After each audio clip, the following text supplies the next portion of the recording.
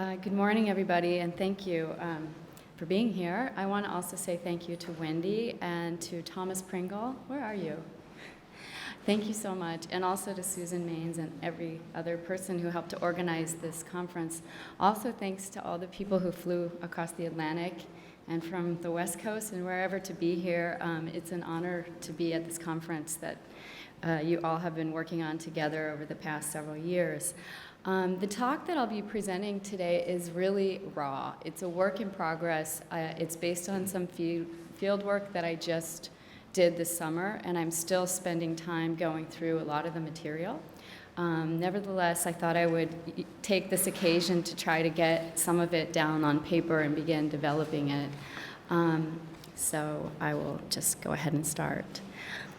In this talk, I'm interested in thinking about terms of media, in this case, infrastructure, not only as abstract theoretical concepts, but as terms that emerge from and are tethered to particular lived experiences and material conditions.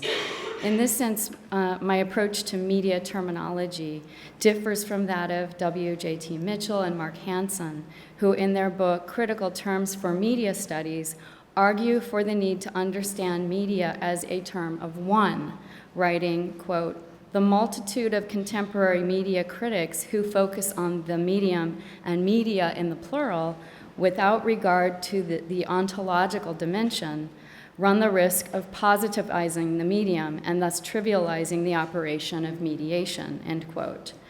While addressing the ontological dimension of media and medium may be an important exercise, this position, it seems to me, neglects the significant interventions of post-structuralist feminists and critical race, ethnicity, and queer theorists who for decades have critiqued the application of universalizing logics to media, technologies, bodies, and other phenomena, insisting instead upon the need to explore their heterogeneity, dynamism, situatedness, and relation to power. Terms of media, I want to suggest, are always rubbing up against the perceptual capacities and sensory observations of those who are creating, using, and writing about them. Some scholars are transparent about this, even if unwittingly. Raymond Williams' concept of television flow, for instance, surfaced when he was channel surfing in a hotel room in Miami in the 1970s. And I'll just read part of the quote from his book, his classic book, Television. Quote, "One night in Miami, still dazed from a week on an Atlantic liner, I began watching a film and at first had some difficulty in adjusting to a much greater frequency of commercial breaks," end quote. And so then he used that experience to kind of conceptualize the idea of flow. Vivian Sobchak's reconceptualization of film spectatorship into what she called the, quote, address of the eye took shape not only in relation to her reading of Merleau-Ponty, but also emerged from her own, quote, situated body experience in the film theater. Tung Hui Hu opens his new book, A Prehistory of the Cloud, with a personal anecdote about his stint as a network engineer, recounting a moment when he unplugged a fiber optic cable and looked into it to become better acquainted with the network's physical presence.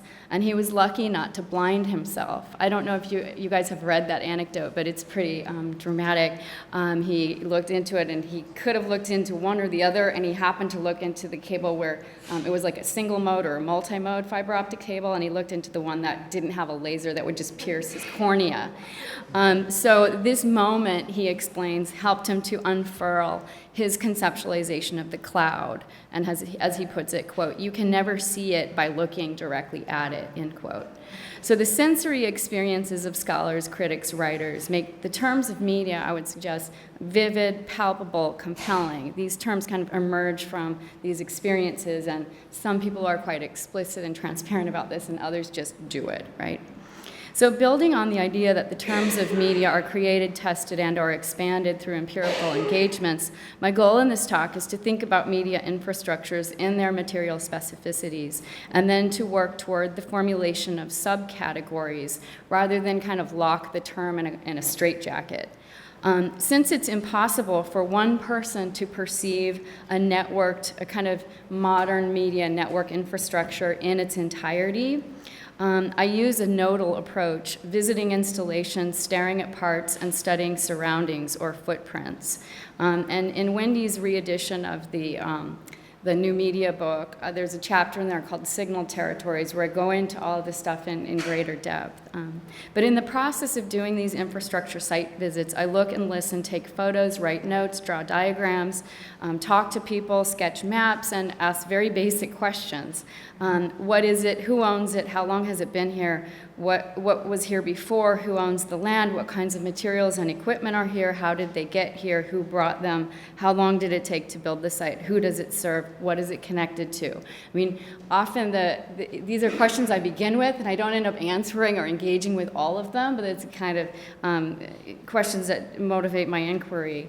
And I've previously called this approach footprint analysis, as the research involves isolating an individual infrastructure installation and then thinking about the coverage area surrounding it, or what's called a footprint surrounding that site. This research practice also involves adopting what I've called an infrastructural disposition, so that when viewing or consuming media, we must think not only about what media represent and how they relate to a history of style, genre, or meaning, but also think more elementally about what they are made of and how they arrived. This involves visiting these sites, getting as close as possible to these massive, dispersed systems that always feel so unintelligible and kind of far away. And while I've used these two terms together, infrastructural disposition, to designate a critical orientation in media studies, architect Keller Easterling has also used these terms together, suggesting that an infrastructure has a disposition to the extent that it is a, quote, mode of organization that is, quote, actively doing something. Astutely, she defines disposition as, quote, an extra diagnostic tool for assessing undisclosed capacity or political bearing in infrastructure space, end quote. And then she goes on to suggest that recognizing this is to be able to, quote, uncover accidental, covert, or stubborn forms of power, political chemistries, and temperaments of aggression, submission, or violence that are hiding in the folds of infrastructure space, end quote. In the process of elaborating a philosophy of elemental media, John Peters describes what he calls infrastructuralism as a, quote, fascination for the basic, the boring, the mundane, and all the mischievous work done behind the scenes. It's a doctrine of environments and small differences, he says, of things not understood that stand under our worlds. Then, conjoining media and infrastructure, Peters sets out to boldly expand the conceptual radius of media theory, insisting, quote, to understand media, we need to understand fire, aqueducts, power grids, seeds, sewage systems, DNA, mathematics, sex, music, daydreams, and insulation, and the list goes on. Finally, in one pithy formulation, Peters declares, quote, media are our infrastructures for being, the habitats and materials through which we act and are, end quote. Both of those books that I just referred to are really rich and interesting, and I don't have time to comment at length on them here. Suffice it to say, I just want to draw inspiration from both Easterling and Peters and explore media infrastructure sites in two low-income peripheral communities that are typically off the radar of media theorists. The first is a Ger district in Ulaanbaatar, Mongolia, and the second is a migrant farm worker radio station in Oxnard, California. And so, drawing on field work conducted earlier this year, I'll sketch out some of the material conditions in each site and then briefly discuss them relationally. I argue that studying media infrastructures as particular techno-social formations may enable the creation of new sub-level concepts, kind of species of infrastructure, species of media infrastructure, if you will, and brings different sites, users, and experiences into the fray of media theory. So the first section is the Ger District Internet, and I'll just preface this by saying I've done 3 fieldwork trips to Mongolia. The first was in 2004, the second was in 2007, and the third one was just this last year. And I have a previous publication that looks at, it's an article called Walking Phone Workers, and it's about people not living not working and living in the Gera districts, but in the more urbanized parts of Ulaanbaatar, these people that kind of sell time on mobile phones and move around. And it was really this twilight period where mobile telephony emerged in Ulaanbaatar, and this particular kinds of transitional practice occurred, and now it's almost all but vanished. But just to give you a little sense, there's a kind of pre-existing research interest in Mongolia that I've had for quite a while, and been there a few times. So this tower is operated by an internet service provider called Kewiko, and is located in the Sangki Karkan Gera district of Ulaanbaatar, Mongolia. Gera is the word for tents traditionally used by Mongolian nomads, and Gera districts have formed over the past several decades, since the 1950s really, as many Mongolians have given up their nomadic lifestyles and migrated to the city looking for work. Mongolia has a population of 2.8 million overall, and 1.5 live in Ulaanbaatar, the capital.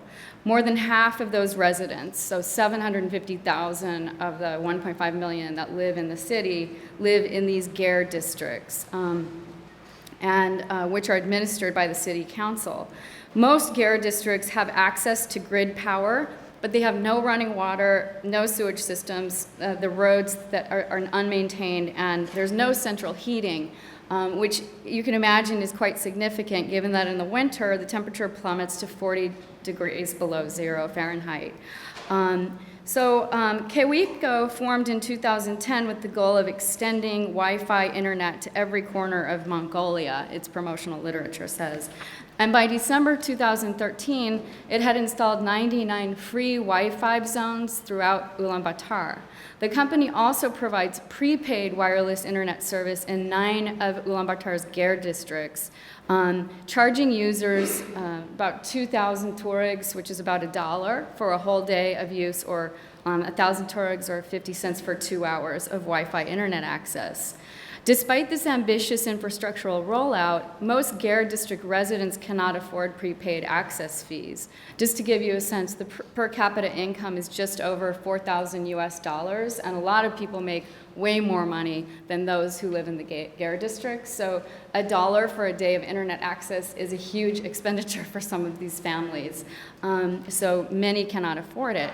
And several families I interviewed who live in range of this tower reported that electrical service is generally satisfactory, though there are weekly outages, sometimes for 2 hours at a time, but complained about slow or frequently disrupted internet connectivity. One man indicated, quote, "The internet is really slow." This is a translation from Mongolian to English.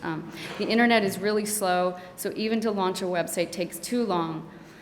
There are more and more people, and so the connection can't support us all," end quote. A woman claimed, quote, "In the beginning it was fine, but now it doesn't work well. It doesn't work in the morning and at night when lots of people use it." She also indicated her kids need access to do their homework, and when they have no access, the kids don't want to go to school because they feel really embarrassed about where they live and the fact that they can't get access to the information to study and do their work. The connection from this tower was so poor that our research team's speed tests repeatedly failed on the upload part of the test, and download speed results varied from completely abysmal to barely usable. So just trying to stay associated with this tower, with this Wi-Fi access point, was very challenging and resulted in a very frustrating user experience. While interviewees complained about internet connectivity, they griped even more about the lack of running water and lack of road access. Since there are no water pipelines in the area, people use their bodies to cart buckets of water up a hill to remote areas throughout the district. And I don't know if you could tell from the photos, but it's quite expansive over many square miles. These districts just kind of sprawl throughout the area. So people use their bodies to cart buckets of water up a hill to remote areas throughout the district. Taxis and minibuses generally don't go into the Gare districts because the dirt roads are very steep and unmaintained, and those who own vehicles don't want to jeopardize damaging and having to incur the cost of repairing them. Thus, people must lug groceries and other items far into the districts. And when we were there, we saw lots of people, just kind of constant, there was a constant stream of people going up.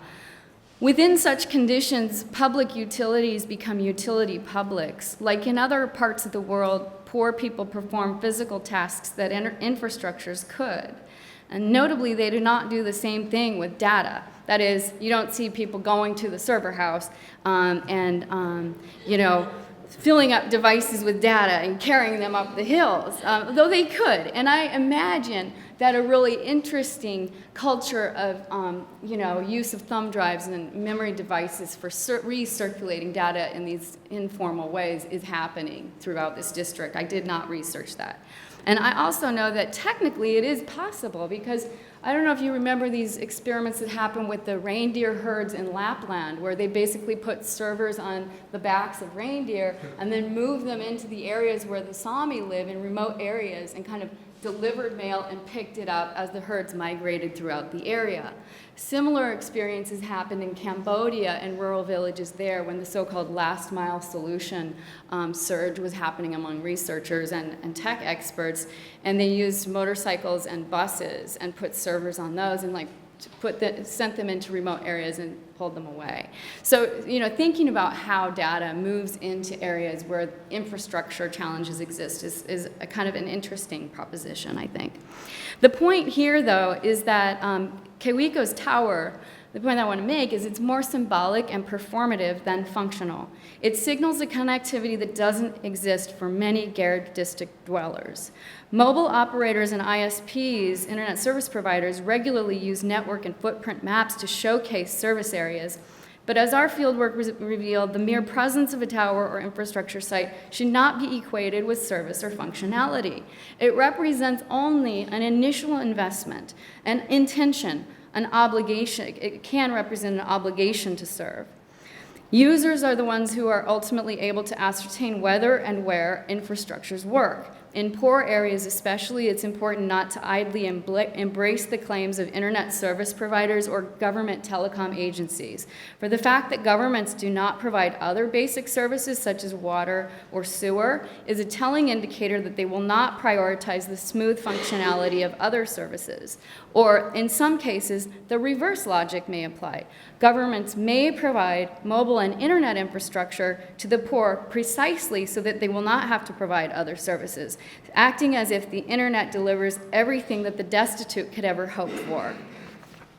Whatever the case, it is clear that in the Gare districts, internet users pay even more for services than economic elites, expending additional time and labor. Our informants reported that they often must restart machines after power outages or when connectivity repeatedly fails. They take extra time and energy trying to reconnect again and again and again, jerry-rigging ways of getting equipment to work. There are also structures of feeling associated with these experiences, namely the recognition and internalization of the fact that, quote, our system and our services is inferior because of where we live, end quote. Experiences of disconnection and technical failure can also be linked to a critical position Steve Jackson has called broken world thinking, which involves, quote, taking erosion, breakdown, and decay rather than novelty, growth, and progress as starting points in thinking through the nature, use, and effects of information technology and new media, end quote. In this specific case, it would involve taking seriously the material effects of the faulty towers, the material effects that faulty towers and poor internet service has upon the Gare district communities, and investigating how people contend with such disconnections and failures. So in the Gare district, many people seem to feel more connected to another kind of tower, which we found in the same area, in this vicinity known as an ovu, Ovus are sacred cairns related to Mongolian shamanic and Buddhist practices. They're constructed with rocks and wood at the top of mountains or hills or near the shores of a river or lake, and are often used in sky and mountain worshiping practices. Once these ovu are built and sanctified and enlivened through ceremony, an ovu, according to religious studies experts such as Vesna Wallace, has its own agency through which it can give and receive blessings. People visit these sites. You find them all over, not just Ulaanbaatar, but if you go in the countryside, and they leave rock scarves and other material to keep them alive. Ovus were prohibited during Mongolia's communist period, but people sustained them clandestinely, and many have reappeared since 1991. That ovus sit on Gare district hilltops adjacent to electrical towers and Wi-Fi towers serve as a reminder of the need to conceptualize media infrastructures historically and relationally. Shannon Mattern, building on the work of Siegfried Zielinski, calls this the deep time of media infrastructure, which is often traced back to the Greeks and Romans, but what about the Mongolians? And I think there is a German scholar, maybe you guys can point me to his work, has done work on Mongolian telecommunication systems from a historical perspective. Wolfgang Ernst told me about this one time, but I think it's in German, and I am not a proficient reader of German. So if anybody knows about that, I would like to be able to find out more about that work. So, beyond the ovu, some have recognized that Mongolian horse postal relay systems, such as the Morin Ortu, which that's what it was called, the Morin Ortu, used during the 13th century, have recognized it as a legacy of the history of telecommunication. I don't have time to kind of expound on this here, but I just want to sort of make the point that this legacy of Mongolian telecommunication is a striking counterpoint to contemporary internet failure in the Gare districts. So while telecommunication systems have transformed, we've gone from horse to carried communication to internet trafficked communication, the same domestic structure, the Gare, has persisted and still populates the landscape. Yet instead of being stretched out across vast distances upon the steppes, Gares are now packed into congested and sprawling urban settlements. And rather than use the horse-relayed messages to interlink nomadic warriors and extend and sustain empire, now Wi-Fi towers and ovus commingle to offer a kind of hybridized kinds of connections and disconnections for those who find themselves in urban poverty. A broader point here that's really obvious, but I just think it's important to think about in the context of the current historical conjuncture with the dominance of Silicon Valley, is that as an empire that uses telecommunication to assert its power and dominance, in one historical moment may occupy an entirely different position hundreds of years later. And I just think it's important to keep that in mind when we think about the seeming omnipotence of Silicon Valley companies like Google, and maybe start imagining this moment as a twilight in the longer durée of the history of telecommunication, and be able to anticipate what it would mean, like the un-Googleization of everything at some point in the future. Okay, on to with not a graceful transition, right into the second case study, which is to look at Oxnard migrant farm worker radio. Am I doing okay for time? I have like 15 minutes or so, okay. I'll probably end a little earlier than that. So my second case study begins with this tower. If you can see it, it's on that building. It's called Topa Tower in Oxnard, California. A tower that an organization called Radio Indigena hopes to use, wants to mount an antenna on that tower. And Radio Indigena is a low power FM radio station that launched to serve a community of 20,000 migrant farm workers who work long hours in Oxnard and have done so for many decades, picking strawberries, lemons, oranges, avocados, tomatoes, helping to generate an average of $1 billion annually for the county of Ventura in California. This is just about an hour north of Los Angeles. Just some scenes of what the farms look like. It's big agribusiness, and this is a Google Earth spot, so you can, I think I should probably have to put a little pointer on here.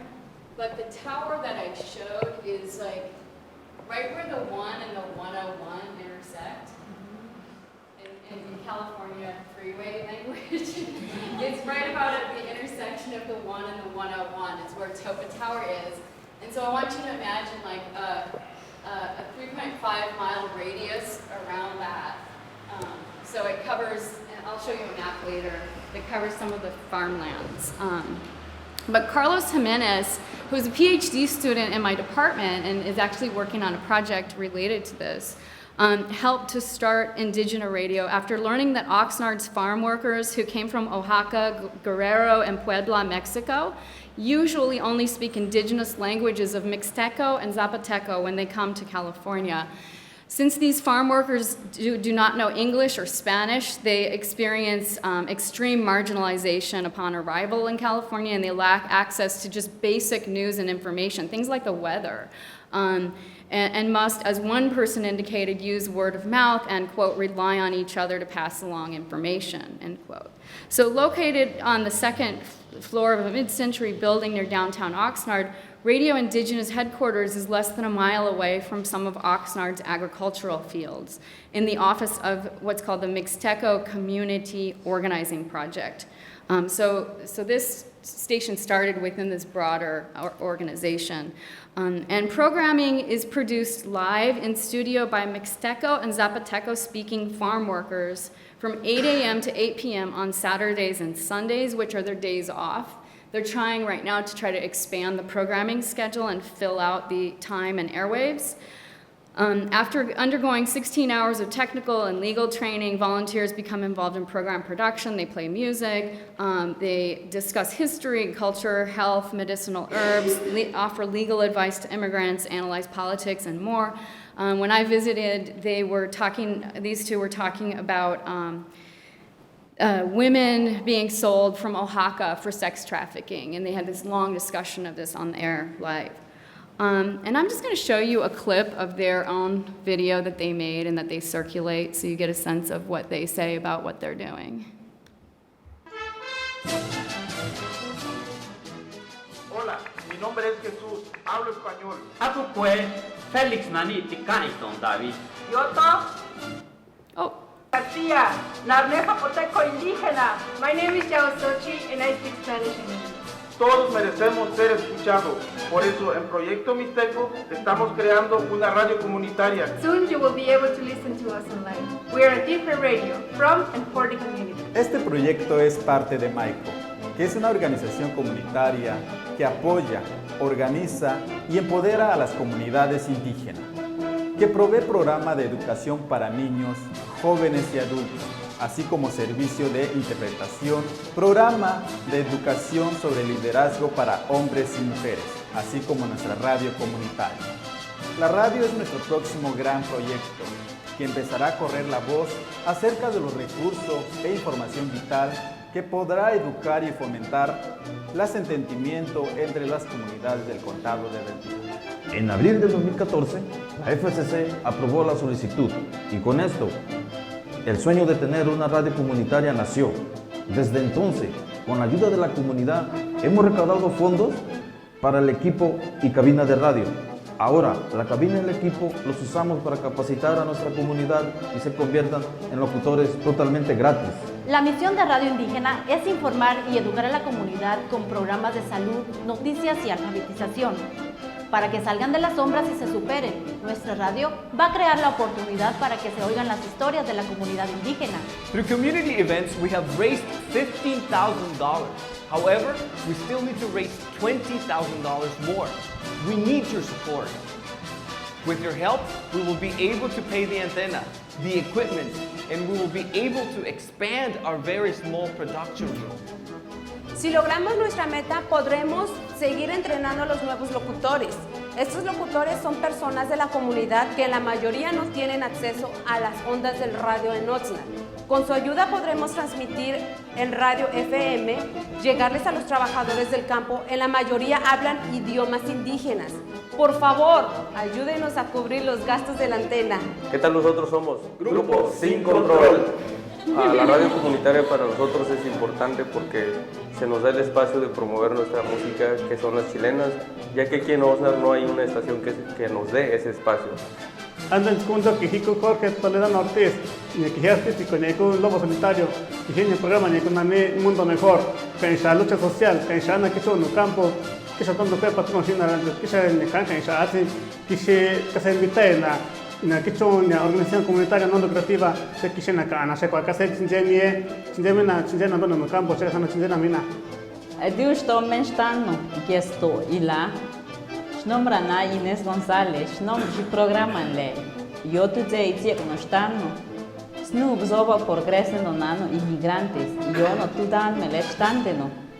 Igreja no yoga no tiekno, e eu não mensa no eu te dizia. Hola, ¿qué Okay, I'm going to cut it there. That video is online if you want to see the rest of it.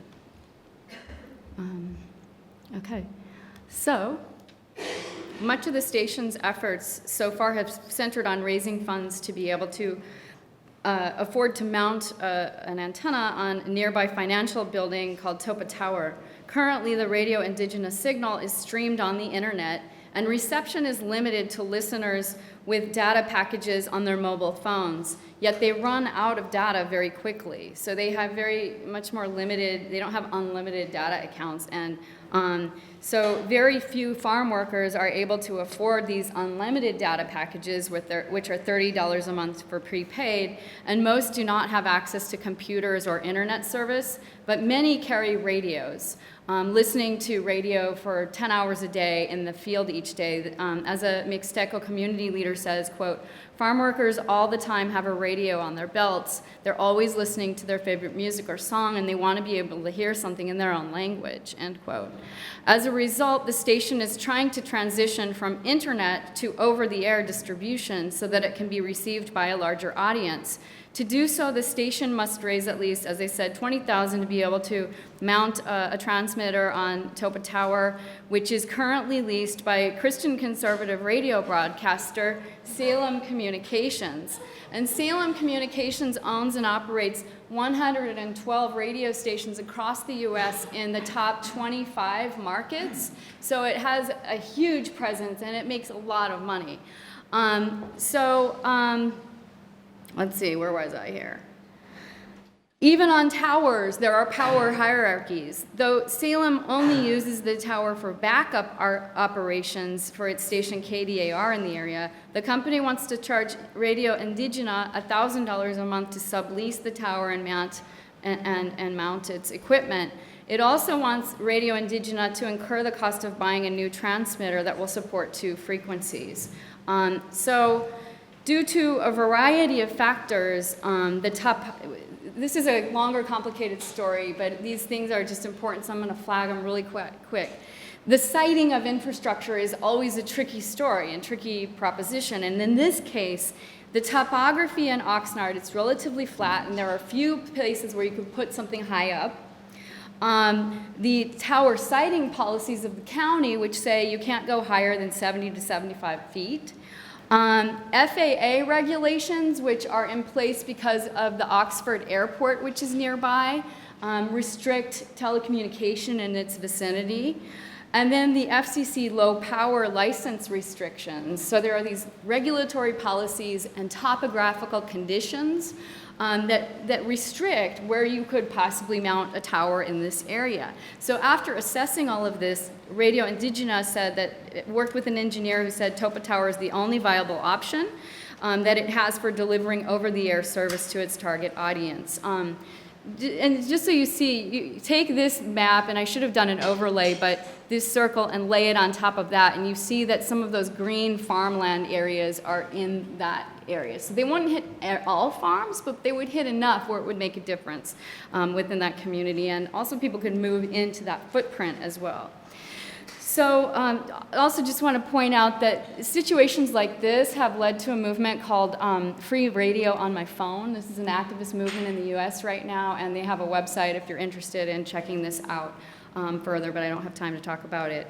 The irony here is that, maybe I'll leave that up for a little bit more. The irony here is that migrant farm workers live and work in one of the most high-tech regions of the world. yet encounter major obstacles and challenges when trying to use media infrastructure. And in this case, it's a combination of the internet, broadcast spectrum, and mobile phone systems to distribute and access cultural programming. Here, the FCC has granted a license to operate a low-power FM radio station for Indigenous-speaking farm workers, yet for various reasons, including cost, language, technological literacy, most are unable to access its signal. Thus, the station must revert to the use of an older, quote-unquote, older distribution system, over-the-air radio, in order to reach them, but in the process must contend with the political economy of tower leasing. Over-the-air transmission may enhance the station's capacity to reach its target audience, but the broader problem of digital exclusion remains unsolved and unaddressed. What's also striking here is that the farm workers who already work as produce pickers, sometimes 10, 12, maybe even longer hours per day for most of the week, then become creative laborers during their time off on the weekend when they work at Radio Indigena. While there are certainly benefits, and many see their radio work as pleasurable extracurricular activity or adult learning, continuing adult education, like Gare District dwellers, migrant farm workers ultimately expend more for internet services and access to the internet than economic elites, in that they struggle to find and afford connections, often do not know languages at the interfaces of devices, and spend more time trying to figure them out as a result. They also deplete their batteries and accounts trying to download a single signal like this. Imagine you speak only one language. You know a signal is out there for you to receive with your device, and you can't get it. Imagine that sort of like affective condition. So they also deplete their batteries. And then finally, to generate programming and keep the station alive and running, they must burn the candle at both ends and be agricultural and creative workers. So while these, just to kind of move toward a conclusion, while these case studies are quite distinct, I want to comment on them relationally, since both infrastructure sites are tied to poor communities on the margins of urban areas. While Zawico is a commercial ISP in the slums of a city with a still expanding IT sector, Indigena is a radio station in one of the most, one would say, ultra-tech connected regions of the world, California. As Zawico provides faulty Wi-Fi service to a potential market of roughly 750,000 Mongolian citizens, Radio Indigena has broadband internet access, but for various reasons is unable to use it to target its audience of 20,000 migrant farm workers. And finally, while users of Zawico rely on grid power strung to gears to send and receive signals, Indigena listeners must opportunistically find places to recharge their phone batteries and other electronic devices. So across these two sites, several takeaway points emerge. First, and some of them I've already intimated at, but I'll just sort of reiterate. First, in poor communities, sewer systems and running water, which are essential for public health and sanitation, are prioritized less by governments and corporate investors than internet services and mobile phone services, even if they malfunction. Second, poor communities situated in close proximity to infrastructure sites or embedded in the ultra-tech regions of the world still do not have internet access and should not be idly lumped in with the class of the connected. Third, if people in marginal communities want functional internet services, they will have to spend extra time and energy demanding them, seeking them out, and getting them to work, and will expend and pay more for those services in the long run because of the additional time, labor required to contend with shutdowns and disruptions, and also to organize viable distribution paths. And also, in the case of Indigena, Radio Indigena, to produce content in intelligible languages. So finally, residual systems of communication, such as the UVU and word of mouth, persist even as new infrastructures are installed and may shape whether, how, and where new systems will be adopted. So building on these particular conditions in Ulaanbaatar and Oxnard, I want to suggest the need to supplement the terms infrastructure, or more particularly media infrastructure, with a variety of types or scenarios, taking into account the intersection of mediated communication with sectors such as urban housing, farming, natural resource extraction, transportation, we could add the military, I mean, the list kind of goes on. And that such sectors intersect with media and communication is certainly not a novel point. We can think to the work of Ennis and Carey and many German historians of communication, John Peters. However, I would argue that there is a need for a more materialist and conceptual approach to the study of their intersections, the intersections of these sectors and media infrastructures. In this way, infrastructure does not become fetishized as the kind of latest thing in media theory or kind of an ontology. Rather, it becomes a portal to further empirical investigations and conceptualizations such that more granular sub-level terms begin to surface. And here just, I mean, and I kind of put this up as a hypothetical. I'm still working through this, but just like these are two examples. And some might argue, wait, hang on a second, these are way too specific to be useful. But I think if we had a broader array of examples, we could begin to think across them in relational ways, at least for me, in an interesting way. I know it won't be everybody's cup of tea, but I'm interested to sort of proliferate these typologies and to begin to do this kind of materialist analysis. So the specific material conditions of Gare District Internet, for instance, differ from internet infrastructures in other communities and parts of the world. As it takes shape between the spectrum and the farmlands, so too is migrant farm worker radio a unique infrastructural scenario or type. My point here is not to do away with the macro level term infrastructure. Rather, it's to try to make a case for further empirical research that will generate typologies of media infrastructure and proliferate ways of understanding it as situated and heterogeneous technosocial formations. Thank you.